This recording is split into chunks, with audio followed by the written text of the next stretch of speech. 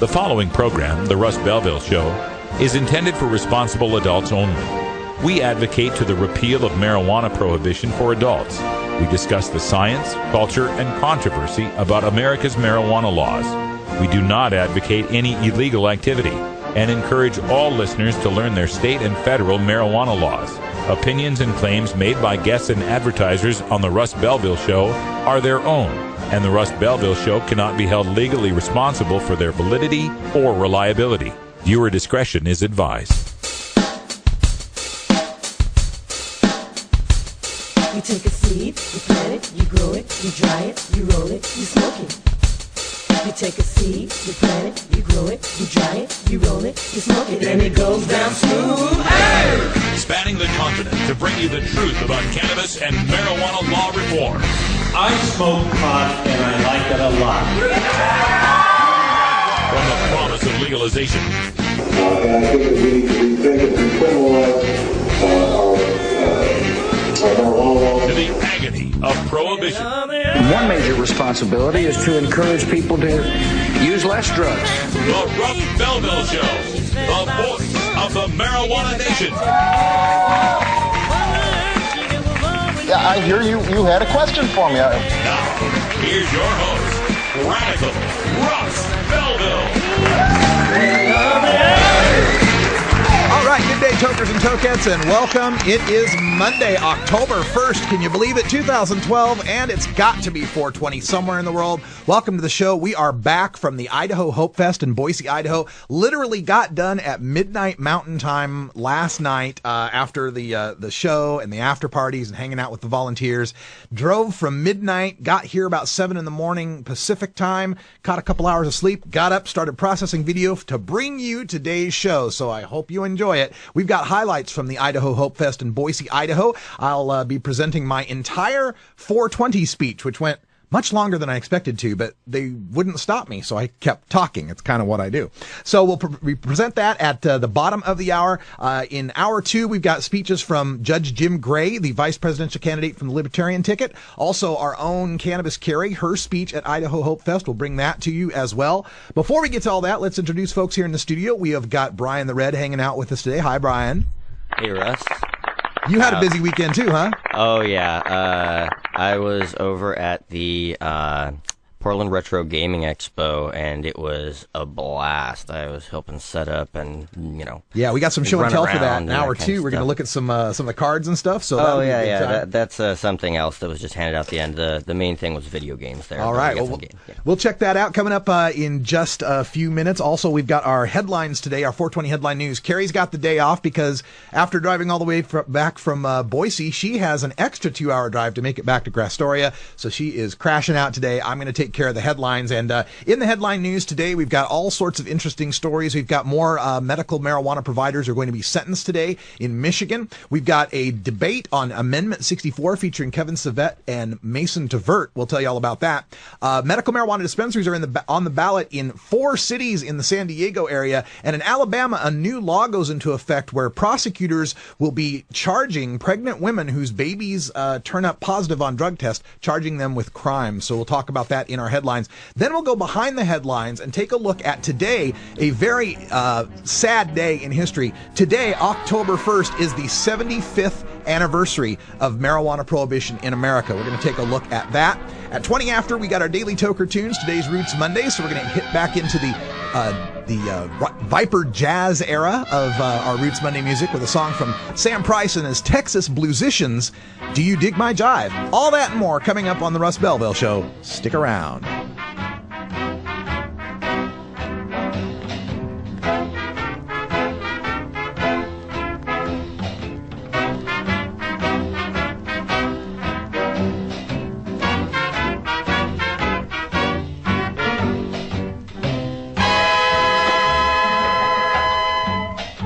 The Russ Belville Show is blogging and podcasting daily at radicalruss.com.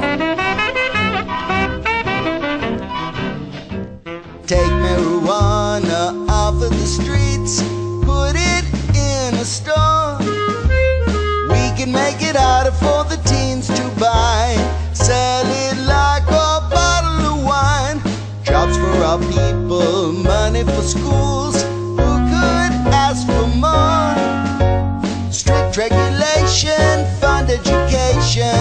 Russ on 64. And blue blasting Gurgen, Pfaffen der blasting Schnurb Norben. Man, is that the Reefer Man? That's the Reefer Man. I believe he's losing his mind. I think he's lost his mind. This is a Russ Belville Show news alert.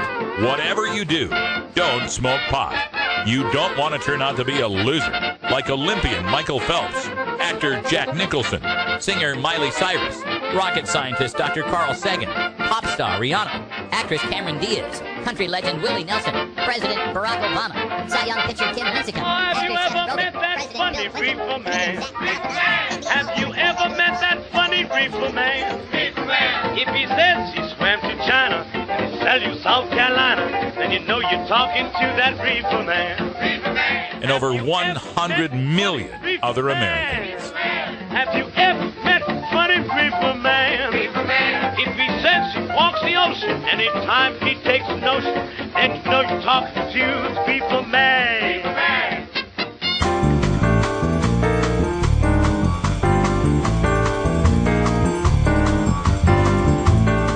Now it's time for your 420 Headline News with Carrie Gallagher. She is off today. I'm Russ Belville with the news. This from Opposing Views and the Americans for Safe Access. Legal medical marijuana growers face years in federal prison. Detroit, Michigan. 4 medical marijuana patients and their caregivers will be sentenced in Michigan federal courts this week, highlighting the human cost of the federal government's intolerance for state medical marijuana laws. The sentencing hearings come less than a week after Montana medical marijuana provider Chris Williams was similarly denied a defense and found guilty at trial. In August, Montana medical marijuana provider Richard Floor, age 68, died in custody after being sentenced to 5 years in prison, despite a lack of evidence that he was in violation of any state laws. 2 medical marijuana caregivers from Monroe County, Michigan, who were convicted earlier this year, will be sentenced today in federal court at 3 p.m. Gerald Lee Duvall Jr., age 52, and his son, Jeremy Duvall, age 30, were raided by DEA agents in 2011 and charged with felony cultivation, maintaining a place to cultivate marijuana, and conspiracy to distribute. In April, the Duvalls were convicted at trial, the expected result of federal laws that prohibit any medical defense or reference to state laws in front of juries. Days later, 2 more medical marijuana patients and caregivers will be sentenced in federal court in Michigan. Around the same time federal agents were raiding the Duvalls, officers with the Central Michigan Enforcement Team and the Mecosta County Sheriff's Department raided the Austin Township home and other property of John Marcinkowitz, age 42, and Shelley Waldron, age 42. They were originally charged under state law with cultivation and conspiracy to cultivate, but prosecutors soon turned their cases over to the federal Justice Department, where the 3 had no chance of defending themselves against federal law. All subsequently took plea bargains in May and will be sentenced at 8:45 a.m. on October 4th in Michigan federal court. From DenverPost.com, John Ingold reporting pot legalization measure leads voters to debate safety and the economy. If Colorado voters in November approve Amendment 64, which would legalize limited possession of marijuana, the state will enter territory that is uncharted, a national drug policy expert said. Quote, "It's tremendously uncertain," said Kevin Sabet, a former official with the Office of National Drug Control Policy, who opposes legalization. Quote, "It's never been done before. So the question Coloradans have to ask themselves is, do we want to be guinea pigs?" End quote. At debates across the state this month, proponents and opponents have been going back and forth on that question and more. Would legalization increase teen marijuana use? Would it help the economy? Would it hurt public safety? Mason Tvert, one of the initiative proponents at the Littleton debate, said, quote, "We should have an honest debate, and honest debate begins with evidence. There just isn't any evidence of problems associated with marijuana laws as they change." End quote. Tvert said legalized marijuana would pull a black market economy into the light, causing the cartels and violent drug pushers who thrive on that economy to wither. Marijuana is already widely available, he said. Medical marijuana dispensaries are on the ballot in 4 cities in the San Diego area. This from kpbs.org. Medical marijuana has been legal in California since 1996, but today in San Diego County, many patients are having trouble getting their hands on the drug. That's because all of the openly operating storefronts that sell marijuana have been shut down. In response, activists in 4 local cities have placed measures to authorize medical marijuana dispensaries on the ballot. These cities will include Imperial Beach, which has Prop S on their ballot. This would repeal Imperial Beach's ban on medical marijuana dispensaries and would allow dispensaries to operate under specific zoning and operational requirements. Other cities that will be voting include Solana Beach, Del Mar, and Lemon Grove, California.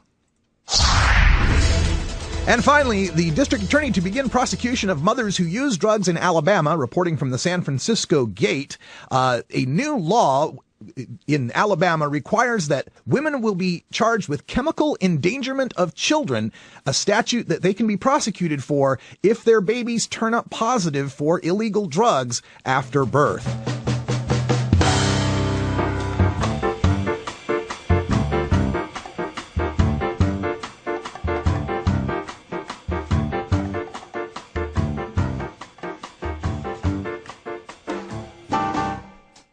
This has been your 420 headline news for Monday, October 1st, 2012. I'm Russ Belville. When we come back, we will go behind the headlines and take a look at today in history, the 75th anniversary of marijuana prohibition in America.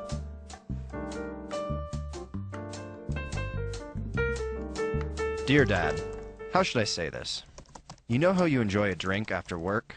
Well, in many ways, I'm just like you. I have a good job, I work hard. But when I get home, I prefer to relax with marijuana instead of alcohol.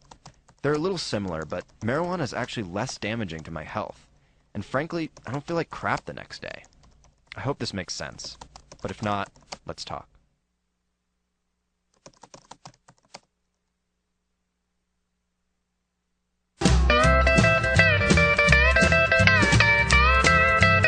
When I was in England, I experimented with marijuana a time or two, and I didn't like it, and didn't inhale, and never tried it again. I think you'd probably be a lot cooler if you had, Mr. President. Said, hey, do you have a joint, kids? Sure would be a lot cooler if you did. Lie, don't hide it. Oh, lie, don't hide it. Just lie, don't hide it. Welcome back, everybody. We're going behind the headlines now. It's 12 after the hour, and today, of course, the 75th anniversary of marijuana prohibition in the United States of America. Yes. Yeah, they're not always good news here at the Russ Belville Show, but this piece up at globalgrind.com is written by Amanda Ryman, and she's been a frequent speaker at normal conferences. And before we get into this piece on marijuana prohibition, I'm here to break some news for you. Breaking news here at the Russ Belville Show, and that is we will be bringing you coverage from the Normal National Conference this week in Los Angeles, California.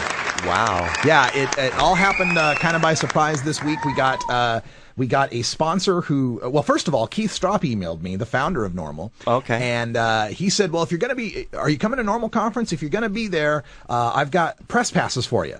And so I'm like, oh, darn, well, too bad I can't be there because, we can't afford a plane ticket or nothing to get down there. And then I got to talking to some sponsors, and a sponsor said, well, hey, I'll cover your plane tickets if you guys want to go down there. Oh, well, okay, so we got plane tickets for me and Carrie, but still we were a little worried about, well, we'll get plane tickets down there, and we got a way to get into the event, but we don't have anywhere to stay. So he sent a tweet out and said, hey, LA area peeps, got a place for us to crash, and our good friend Cheryl Schumann from Canasig and the FX show Wilfred and all the other work that she does, she says, come crash at my place. I got plenty of room. So we got a place to stay. We got the plane tickets to get down there. We got the tickets to get into the conference. So that's it. We're doing it. We're doing it live. We're calling an audible. We are headed down to Los Angeles, California. That means for our schedule this week, we'll have live shows on Monday, Tuesday, and Wednesday. Thursday, we will be off. That's the day the conference starts. We fly out early that morning and get there in the afternoon. We'll probably catch the last part of the day on Thursday. And then we'll be there Friday and Saturday. bringing you live coverage. I don't know whether we can stream or not. We still have to work out permissions with Normal and find out whether there's even internet access to pull that off. If not, I'll be bringing you posts and updates on the blog and through our Twitter accounts and so forth. So make sure you check that out. Carrie and I will also be staying an extra couple days, Sunday, Monday, and Tuesday, working with some of our LA area connections, trying to get some more sponsorship for the show, more distributorship, more advertising, and so forth. So good news here at the Russ Belville Show on this, a bad news day, the 75th anniversary of marijuana prohibition. So let me get to this piece by Amanda Ryman. She opens with the quote from Harry J. Anslinger, the nation's first drug czar. And by the way, Harry J. Anslinger was the nation's first drug czar for 25 years, 1937 and 1962. He worked from the FDR administration all the way up to the JFK administration, setting our nation's drug policies. And that man famously said this, quote, "There are 100,000 total marijuana smokers in the U.S. Most are Negroes, Hispanics, Filipinos, and entertainers. Their satanic music, jazz and swing, result from marijuana usage. This marijuana causes white women to seek sexual relations with Negroes, entertainers, and any others." End quote. To which my cousin Kenny always says, "Thanks, marijuana." Anyway, as we approach the 75th anniversary of marijuana prohibition in the United States, it's important to remember why it was deemed illicit in the first place. And we've got to recognize, after 75 years, this insidious strategy of failed policy and ruined lives. Marijuana laws were designed not to control marijuana, but to control the Mexican immigrants who had brought this native plant with them to the U.S. Fears over loss of jobs and of the Mexicans themselves led cities to look for ways to keep a close eye on the newcomers. In 1914, El Paso, Texas became the first jurisdiction in the United States to ban the sale and possession of marijuana. This ban gave police the right to search, detain, and question Mexican immigrants without reason, except the suspicion that they were in possession of marijuana. Folklore started to erupt about the effect that marijuana had on those who used it. As Harry Anslinger stated, quote, "Reefer makes darkies think they're as good as white men." End quote. Fast forward to 2012, marijuana is still an illicit substance, and the laws are still being used to justify the search, detainment, and questioning of populations deemed untrustworthy and suspicious by modern society, namely the poor and young men of color. A prime example is New York's Stop and Frisk program, which stopped nearly 700,000 people in 2011. Hailed as a strategy for removing guns and violent crime from the streets, this method of stopping and questioning suspicious individuals highlights the racial inequities associated with drug laws. From 2002 to 2011, African American and Hispanic residents made up close to 90% of the people stopped.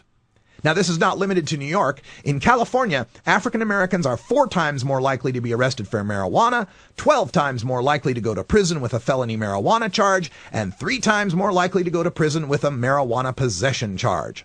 But we can stop this from happening. Marijuana was deemed illegal without acknowledging science or the will of the people.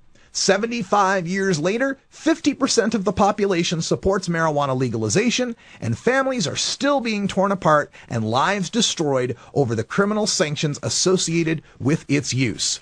The marijuana convictions are 853,000 marijuana arrests in the U.S., 750,000 of those for possession alone. A drug conviction in America is the gift that keeps on giving. Affected individuals must face a lifetime of stigma that can prevent employment, home ownership, education, voting, and the ability to be a parent.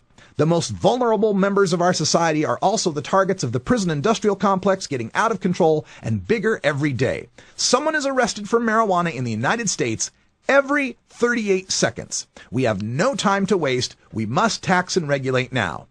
Oregon, Colorado, and Washington are all considering a more sensible and humane approach to marijuana, as all 3 have tax and regulate initiatives on their ballots this November. This is a unique opportunity for citizens to cast a vote heard round the world to stand up not only for the freedom to consume marijuana, but against the atrocities and human suffering that result from the criminalization of it. That's from Amanda Ryman. She's a PhD and Master's of Social Work, Policy Manager of California for the Drug Policy Alliance, DPA. And you can find more about them at drugpolicy.org. Find out about the Oregon measure at octa2012.org, Colorado measure at regulatemarijuana.org, and the Washington measure at newapproachwa.org. Donate and help all three. This is a nationwide fight to get at least one state to pass marijuana legalization in 2012. Hey, Brian. Hey, Russ. What's that sound? I think that is the cue for our mandatory safety meeting. Oh, that's right. Union rules. We'll be right back. Mandatory. We got Roots Monday coming up right after this. Oh, have you ever met that funny reefer man? A reefer man. Have you ever met that funny reefer man? A reefer man. If he said he swam to China, he would sell you South Carolina. Then you know you're talking to that reefer man. Funky, licious. Oh yeah, that's right. Grooving, keeping it mellow here at the Funky Roller Ring. So join me, Big Daddy, every Thursday night. The doors open at 11 Eastern, 8 Pacific, baby. Oh yeah. Yeah. Groove on. Groove on.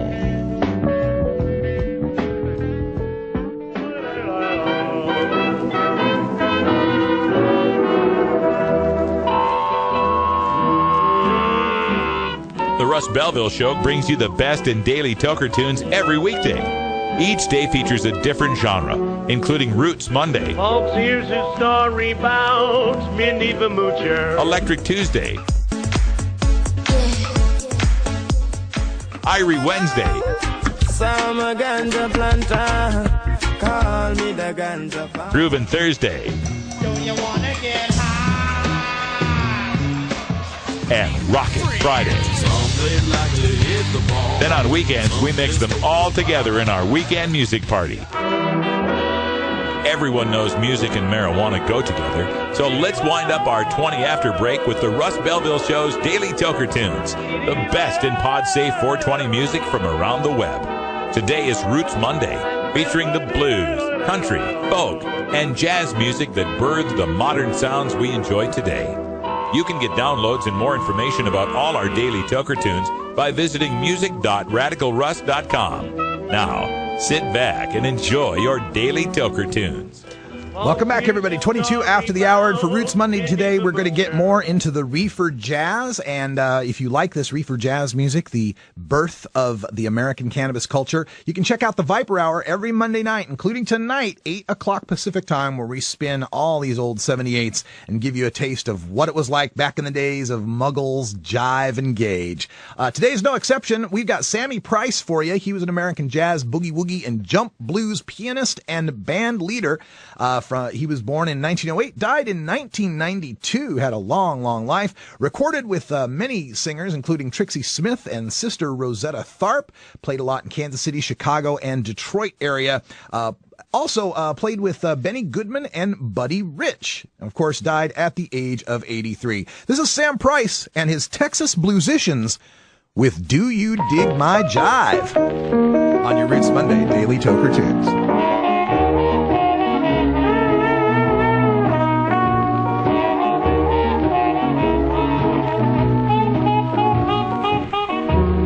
Nothing new about jive, believe it or not. I know when jive first started, the time and the spot. Way back yonder, in the year of 1-1, you can bet your sweet life that's when jive begun. Do you dig my jive? Solid Jack. Do you dig my jive? Mellow Mac. I'll bet my money money from 1 to 5. Do you dig my jive? When jive first started, wasn't a hep cat born. When Adam cracked to Eve one early dawn. Now Noah jived all the animals into that old ark. Ain't no telling what Adam told Eve in the dark. Do you dig my jive? Solid Jack. Do you dig my jive? Hello, Mac. I'll bet my money from 1 to 5. Do you dig my jive? They threw old Daniel into that lion's den, but Daniel jived the lion, so they became his friends. Now Gal jived Rip Van Winkle on Sleepy Hollow Hill. He wasn't a hep cat,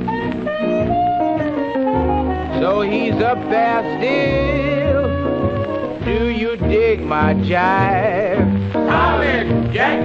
Do you dig my jive? Mellow Mac. I'll bet my money from 1 to 5.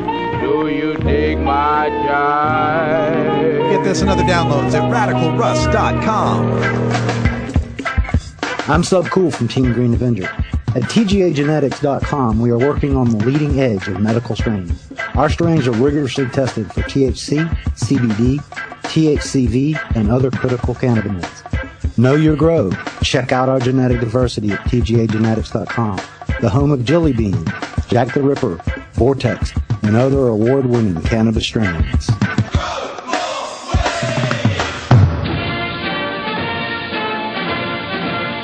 And now, a message from former President George W. Bush to remind the American people of our responsibility in our nation's war on certain American citizens using non-pharmaceutical, non-alcoholic, tobacco-free drugs. One major responsibility is to encourage people to use less drugs.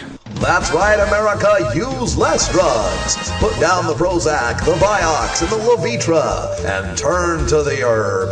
Use less drugs. Our national policy is no longer just say no, it's now just slow down. You get me too high.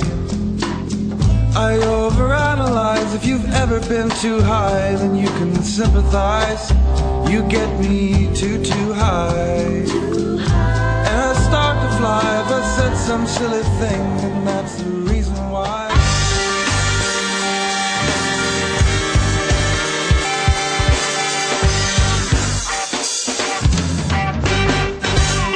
Activism begins with ACT.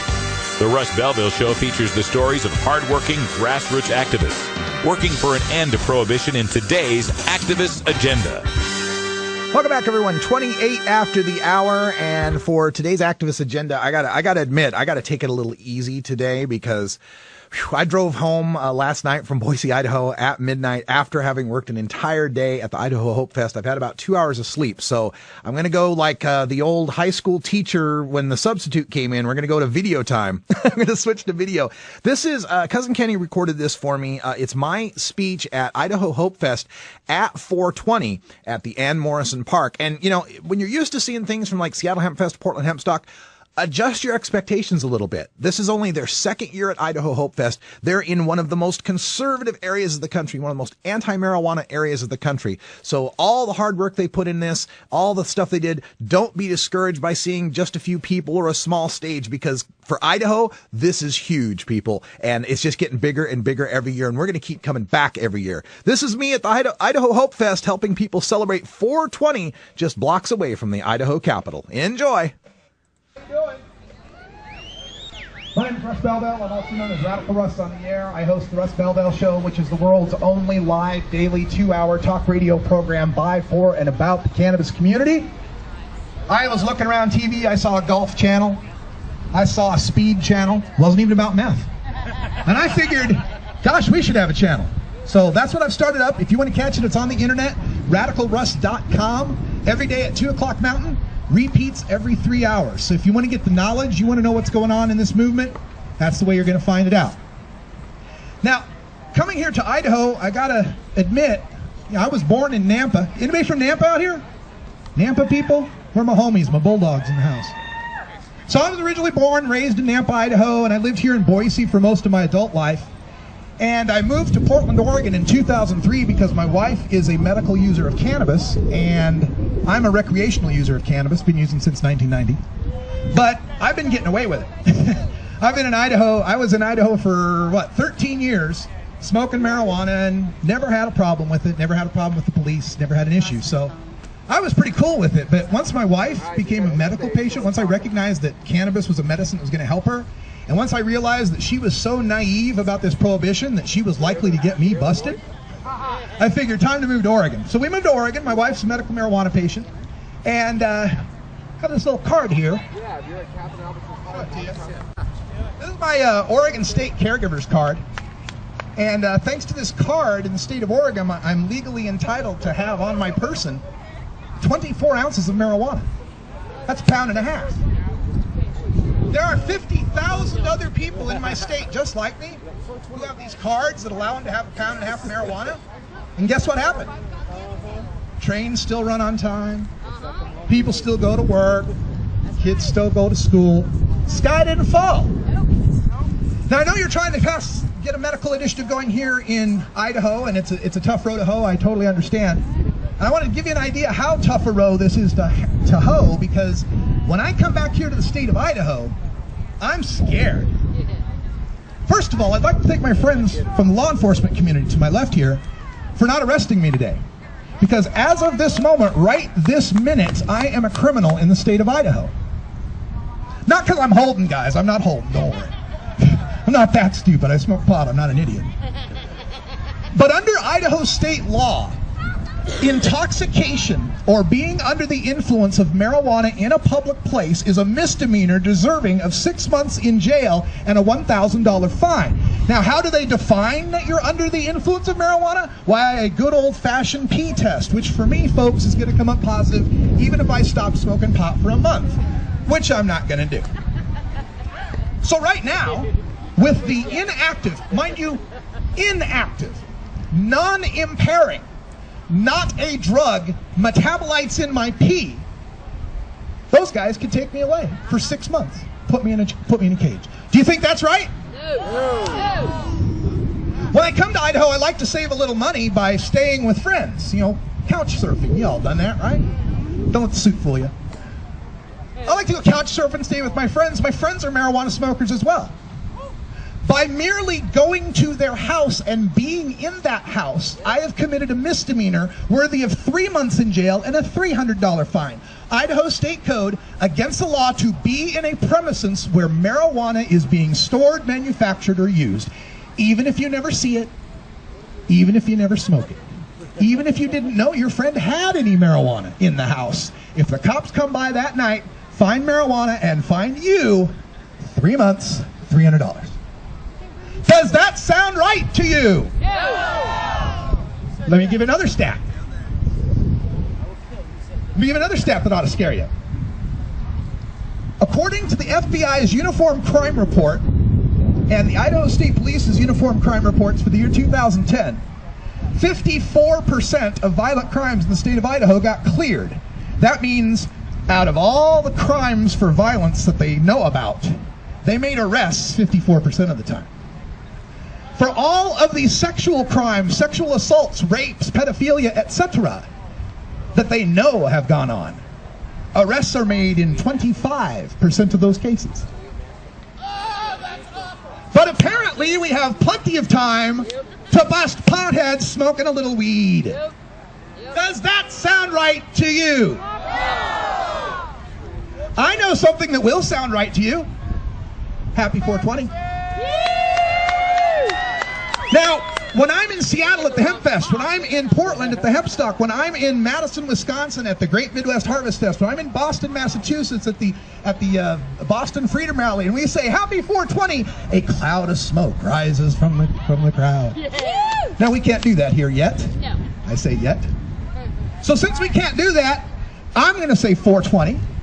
And instead of that cloud of smoke rising above the park, we're going to make it our voices rising above the park and tell the people in the Capitol over there, I know it's Sunday, they're not there, but it's symbology, deal with it, that we want it legalized. So I'm going to say 420, you're going to say legalized. 420! Legalized! 420! Legalized! 420! Legalized! Now, this is kind of scary to a lot of people in Idaho. I know maybe if the news channels are reporting on this or whatever, they got all frightened because, oh my God, they're talking about weed. But think about how this is impacting everyone in this state, even if you don't smoke weed. If we pull over a kid, if the cops pull over some college kid and they find a baggie of weed, that cop is off the streets for 2 hours taking that kid in for processing, get his fingerprints, get his record, get his mugshot. A mugshot, by the way, which goes up on Google and is searchable for the rest of your life. Try getting a job after that. And that cop's off the streets for 2 hours while drunk drivers are going by. And when they take that baggie of weed, they got to take it to the police crime lab because they can't just say you had a baggie of weed. They got to prove that it was a baggie of weed. So they got to take it in for expensive chemical analysis at the crime lab while rape kits are sitting on the shelf waiting to be tested. But they have to go with the weed baggie first because these crimes got to be moved. They got to be prosecuted. There's somebody coming in. They're filling up the dockets. We got to move, move, move, move. So it affects our very safety here in the state of Idaho. For any 1 minute wasted trying to go after someone smoking a weed or growing a houseplant. Are you with me on that? Yeah. That's right. It's a total waste of time. Furthermore, in the state of Idaho, just so you know the law here, possession of 3 ounces of or less is a misdemeanor. By the way, you actually have it better here in Idaho than Oregon. Did you know that? In the state of Oregon, possession of up to 1 ounce is a ticket. Over an ounce is a felony.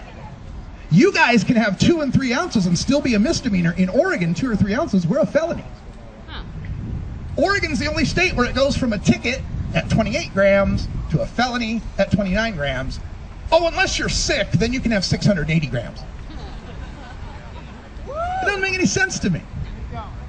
So as you're working here in Idaho and trying to pass the laws, understand that it's going to be frightening to come out, wear a pot leaf belt buckle, or try to tell people that you're for this, because I know what happens. People give you that look. Idaho is a very religious place. People think moral thoughts about what you're doing. It's immoral. It's wrong. So I'm going to give you some tips here before I go on how you can talk to people in Idaho about this, because I had to for many, many years. How many out here got a redneck brother-in-law? You know the type. Doesn't have to be your brother-in-law, but you know what I'm talking about, right? Good old boy. Works with his hands. Doesn't like damn hippies. Damn hippies trying to legalize that damn white tobacco. You know the type, right? I got one like that. I got a brother-in-law who's like that. Very, very conservative. Very anti-anything me. Okay? Very conservative. So when I talked to him the other day about marijuana legalization and what's going on in Oregon, we're trying to legalize up there, he went off on his rant, oh, damn hippies smoking weed all day, causing nothing but problems. I said, Uncle Dan, you really hate those hippies, don't you? Yeah, goddamn hippies don't like them hippies. I said, well, Dan, why do you let them live a tax-free lifestyle then? What? Well, Dan, every day you got to get up and go to work. You got to punch a clock. They take payroll taxes out. You go to the store, get yourself a 6-pack or a 12-pack. They take taxes out for that just so you can go home and get a buzz on. Meanwhile, hippie wakes up at noon, loads up a bowl, heads down to the dead show, slings a few bags tax-free, works maybe 2-3 hours a day, makes a living off it, doesn't have to pay a dime in taxes. Don't you think the thing the hippie would hate the most is taxing him and forcing him to get a job? The only way that happens is if marijuana's legal, Dan. He didn't talk much after that. Kind of stuck him.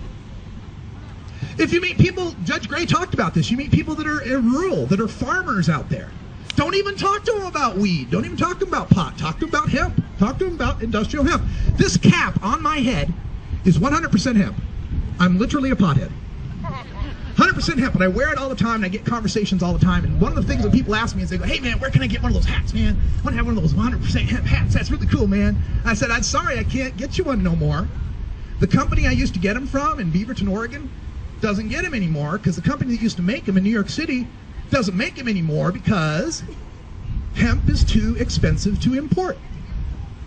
They can't make a profit on it anymore because they have to get it from China or Canada or Belgium or France or Britain or Belarus or most of the former Soviet republics or most of the European Union or Australia or New Zealand. In fact, every country on earth that's an industrialized democracy has industrial hemp and illegal pot except America. For some reason, the cops in Canada, New Zealand, Australia, Britain, Europe, all the cops everywhere else can tell the difference between a long, tall, reedy hemp plant and a short, fat, bushy pot plant. Apparently our cops are too uneducated to figure that out. So talk to the farmers about hemp. Say, hey, how would you like to plant a crop where you didn't have to use a whole lot of water on it, didn't have to use a whole lot of pesticides on it, had a really deep taproot, would revitalize the soil, re-energize the soil, be a perfect rotational crop. If you're growing corn one year, grow hemp the next year, grow wheat the next year, whatever. Perfect rotational crop, good for the soil, good for the environment, brings down our carbon dioxide emissions naturally, produces a food and an energy source. You can squeeze the oil out of a hemp seed, get gasoline out of it, and still eat the rest of the hemp seed, and take the buds and make medicine out of it, and take the stalks and make a building material out of it that is carbon negative without smoking a damn thing. Hemp being illegal is the stupidest part of the drug war in the world. The Drug Enforcement Administration declares hemp illegal, and it's not a drug. Ridiculous, right? If you've got friends out there, and I know you're going to have a few here in Idaho, maybe family members, maybe older folks who are a bit religious. They have a religious aspect to this. I always ask them just a couple questions. Number one, could you read Genesis 1:29 for me? For the Lord God gave upon the earth all of the herb-bearing seed, and for you it shall be used as meat, which in the context means you can eat it, you can use it, it's yours. I always ask religious people, God's supposed to be omnipotent and perfect and everything. Why did he put pot all over the place? Damn, I put pot all over the place. Now I'm going to have to make Republicans. Ask them that, right?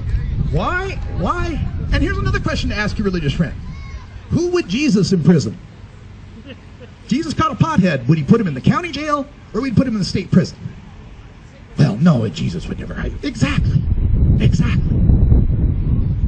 There is no more compassionate act that I could think would be a more Christian act than to turn to someone like Lindsay Reinhardt with multiple sclerosis and say, here, God made this for you, try this. This might help.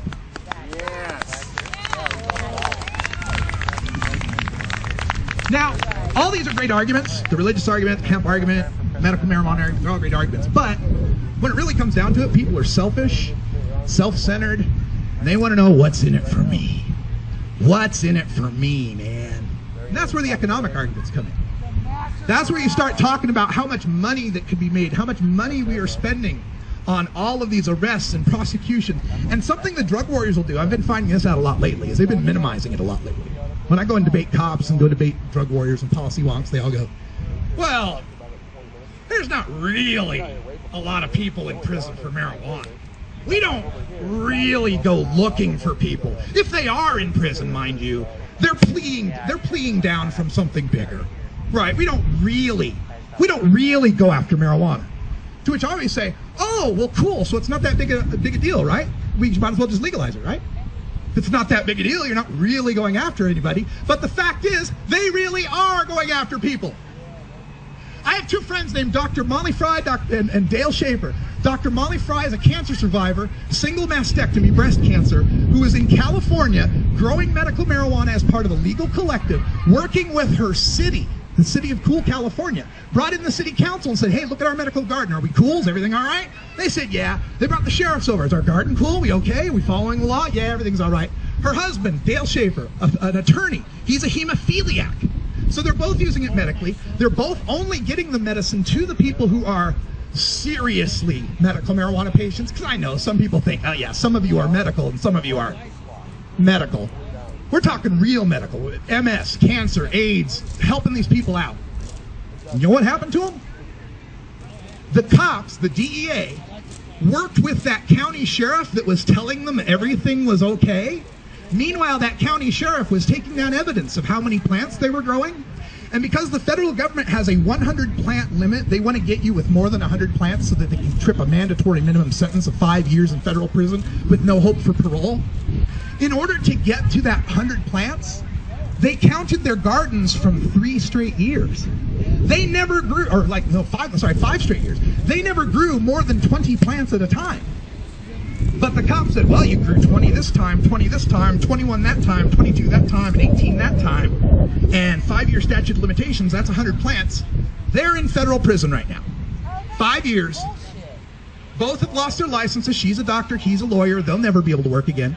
They've been bankrupted through their court trials trying to keep whatever they could. They've lost their home. They've lost everything. 5 years. A breast cancer survivor and a hemophiliac in the state of California, ladies and gentlemen. So this is serious. This is real. This is really impacting people every day. And then they'll try to minimize it as well. They'll say something to the effect of, well, you know, in Oregon especially, because we have decrim, right? It's just a ticket. You can get an ounce or less. But here they might try the same thing. It's only a misdemeanor. You're not really going to go to jail. First time offense. You plead down. We'll give you probation. No big deal. Yes, it will be a big deal. Number one, you're going to go to jail at least for the time it takes to get your fingerprinted and get your pictures taken. You're going to have to bail out. That's going to cost you some money. Everybody's going to see your mugshot up on Google when they go look around the Ada County Sheriff's Office mugshot sites. You're going to be known as the druggie around work or school. You're going to, if you get convicted of that, you got a drug conviction on your record. For the rest of your life, when you apply for jobs, you got to check a little box that says, I am a drug convict. Try passing the interview after that. You're going to face probation where you're going to have to pee in a cup. And if you turn up positive in that pee test, you're going back to jail probably longer than you would have gone in the first place. And by the way, the science of pee testing is an oxymoron. There is no science to it. It's all bullshit. You can pee positive after smoking marijuana up to 7 days after you smoke marijuana, and that's if you're an infrequent consumer. If you're a frequent consumer and say a little bit on the hefty side like me, you're going to pee positive for at least a month. And my colleague Paul Armentano at Normal one time worked with a woman in Los Angeles court who was on probation, pee tested negative 9 times in a row, came up positive on the 10th. And they said, oh, she must have smoked again. No, she didn't. She never smoked again. The way marijuana is released from your system is so inconsistent and irregular, you could pee negative many times and then pee positive even if you never smoked again.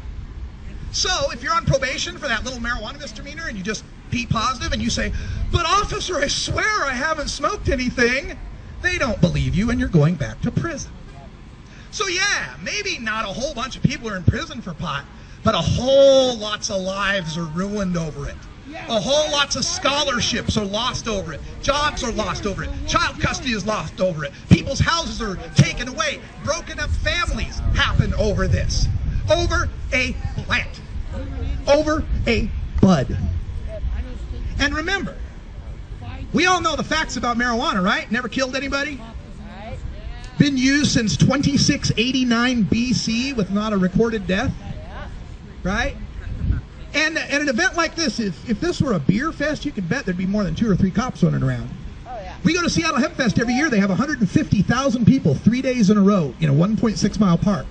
And every time we go there, we ask the cops, would you rather do HOPEfest or rather do a Seahawks game at Quest Field?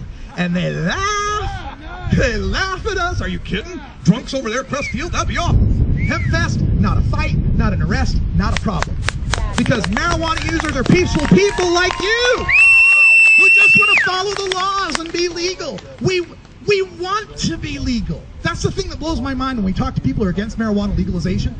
Criminals, you darn criminals. No, we don't want to be criminals. We don't do anything else criminal. We don't do anything else criminal but smoke weed. And for a lot of us, I was an alcoholic before I started smoking weed. That went away once I started smoking weed, by the way. All we want is the same respect and rights as a beer drinker or a cigar smoker. We're not asking for a lot. In fact, we'd even start off with less. I'd take less rights. I'd take it if they would say, okay, you can only buy an ounce and you can only smoke it at home. Okay, great. Great, let's start there. Exactly. Let's start there. That's fine. Then we'll work it up to 2 ounces. Then we'll work it up to 5 ounces. Then we'll work it up to I can go to smoke in the park at a special event, whatever. But let's at least stop arresting me in my house or walking down the street just because I got weed on me. Now, it's tough going through this fight because one of the problems of marijuana prohibition and being illegal and doing this activism is we're invisible. Very few groups have to deal with this. When the NAACP makes some point about racism in America, anybody can look out who's black and go, yeah, tell me about it. Or if they're white, they can go, yeah, I've seen it. I have black friends. I know what's going on. I have Mexican friends. I know what's going on.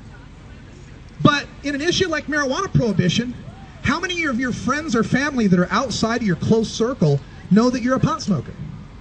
How many of your coworkers know that you're a pot smoker? Maybe some of us, because we're kind of out and proud, right? But for most pot smokers, they can't. They can't be out and proud. When people out there in the mainstream think of the marijuana legalization movement, they think tie-dyes and hippies and patchouli and body piercings and tattoos and all that, which I love. I'm a big fan. But they never realize that when they're looking at that, they are looking at an iceberg and they are only seeing the tip. Those few people with either nothing to lose or the freedom of spirit to express themselves. They don't see underneath the surface the plumbers, the teachers, the cops, the lawyers, the doctors, the parents, the grandparents, the people like you and me who smoke marijuana, but we can't talk about it. We can't be open about it. We don't want the people at work to know we smoke pot. Oh my God, they might pop us for a random. We can't let our families know in some cases, oh my God, they won't invite me back for Thanksgiving. So we end up being this invisible minority. There is a lesson to be learned here from our friends in the gay and lesbian community, because they had the same problem. Most people who are gay or lesbian, you don't know. You know some. Some people are pretty out and proud, you can tell. But most people who are gay, you don't know. How did they make strides in America? By being out and proud, by telling people who they were, and by standing up and saying, you can't treat us like this anymore. Now, you can hate us, you can not like us, but we're humans with rights, and you cannot mistreat us, and that goes for cannabis consumers as well. We are a people. Sometimes when I talk about this issue, I express it as a civil rights issue, and people go, oh, Russ, it's not like civil rights. It's not like being black or being gay or something, or being a woman or something. Well, no, because you don't choose to be black, gay, or female, right? But I believe that once you embrace cannabis and you become a fairly regular cannabis consumer, and given the fact that its metabolites stay in your system for so long, and think about that. Why does our body hold on to cannabis for so long but kicks out meth, coke, and all the others real quick? Think about that. But the fact that it stays in our system for so long, and the fact that we are treated this way as a class, makes us a people. Makes us a cannabis community, makes us a nation that has to stand up for our rights. Your rights are never given freely. They must be taken from the oppressor people, and you're doing it right now just by being here. Give yourself a hand. And to illustrate this phenomenon, there was a poll that was taken in Minnesota in 2007. They were trying to get medical marijuana in Minnesota. So they asked the people, they did a Gallup poll, or I don't know, Rasmussen, whatever. They did a poll and they said, do you support medical marijuana? 3 out of 4 people said, yeah, I support medical marijuana in Minnesota. Then they asked a second question. Do you think your neighbor supports medical marijuana? 3 out of 4 people said no. That's how brainwashed we are into thinking that half of our friends and neighbors believe something they don't believe. 3 out of 4 people are on our side with medical marijuana, but we only think 25% are on our side. We got to change that, and we're changing it right now. Here's something that will help you change this perception in your very own mind. How many pot smokers are there? How many? In America, how many do you think there are? 100 million? 15, 20, 30? All right, let me give you the real numbers. This is the U.S. government's own numbers from the National Survey on Drug Use and Health, where a telephone pollster representing the federal government gets on the phone, asks anonymous strangers whether or not they've broken state and federal law, so the numbers may be a little low. But here is the stats. In the United States of America, the 2011 NSDUH just came out. According to the federal government, 103.5 million Americans of voting age, 18 and older, have smoked marijuana in their lifetime. Are you one of them?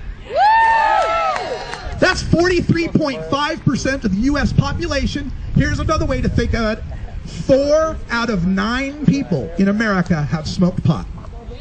4 out of 9. We only got to convince that one to get us to 5 out of 9. 4 out of 9 have smoked pot in this country. And when you look at the demographics, below the age of 50, it's over 50% have smoked marijuana in their lifetime. Whereas I like to say it, when you meet someone under the age of 50, flip a coin. Heads, they've smoked pot. Tails, they know someone who did. So they can't claim ignorance anymore. But you know that thing, annual lifetime, or like lifetime smokers, that counts Bill Clinton, right? That counts, I inhaled, I did not inhale, and I didn't try it again, I never liked it, right? That counts the guy who smoked it in college and quit and thinks it's immature, right? So maybe that's not a good number for how many pot smokers are, because really, I wouldn't call Barack Obama these days a pot smoker, although he did smoke pot in his lifetime and probably wouldn't be president if he got caught for it. So how many annual pot smokers? How many people smoke pot every year in the United States of America? Any ideas? Guesses? 50 million. 11%. 11% of people aged 18 and older have smoked pot. That's 26.1 million pot smokers. That's more tokers than the population of Texas. You know how they say don't mess with Texas? Don't mess with tokers. 26.1 million people, 11% of the population, or another way to say it, 1 out of 9 people in America will smoke pot this year. Are you one of those 1 out of 9? Hell yeah. But maybe once a year, maybe that's not even really the pot smokers, because that could be the guy that smokes at his class reunion once and then doesn't ever do it. I mean, how about the real pot smokers? The every month pot smokers. The 420 crowd. My people. How many of us are there out there? 6.8% of the United States voting age population, 18 and older. 6.8%. That represents 16.1 million pot smokers in the United States of America. 16.1. That is more than the population of the entire Pacific Northwest, people, that smoke pot in America this month. Or another way to say it, 1 out of every 15 people you meet smokes pot. 1 out of 15. Are you one of the 1 out of 15? Yeah. And just to show off, how many daily pot smokers are there? Every day, my people. Daily pot smokers. Daily criminals. All right, we're not criminals, we're outlaws. There's a technical difference. Daily pot smokers in the United States of America, 2.6 million daily pot smokers. Twice the population of this entire state smokes pot every damn day. Are they criminals? No! Do they belong in a cage? No! Should we waste police time on them? No! So what do we do about it? Legalize! 420! Legalize! 420! Legalize! 420! Legalize!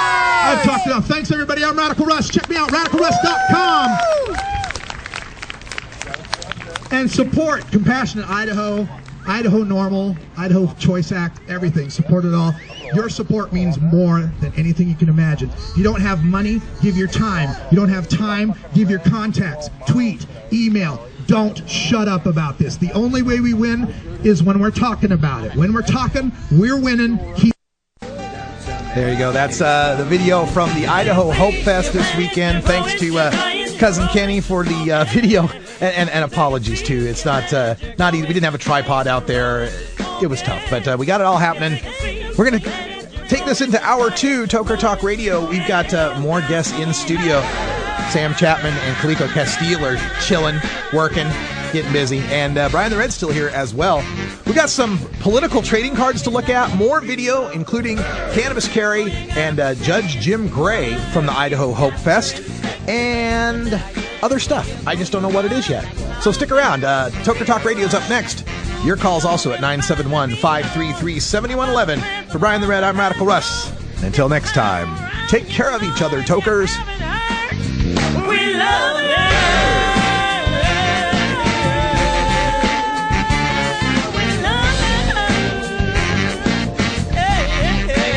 This is the Russ Belville Show. The Russ Belville Show is blogging and podcasting daily at RadicalRuss.com. Take a seed, you plant it, you grow it, you dry it, you roll it, you smoke it. You take a seed, you plant it, you grow it, you dry it, you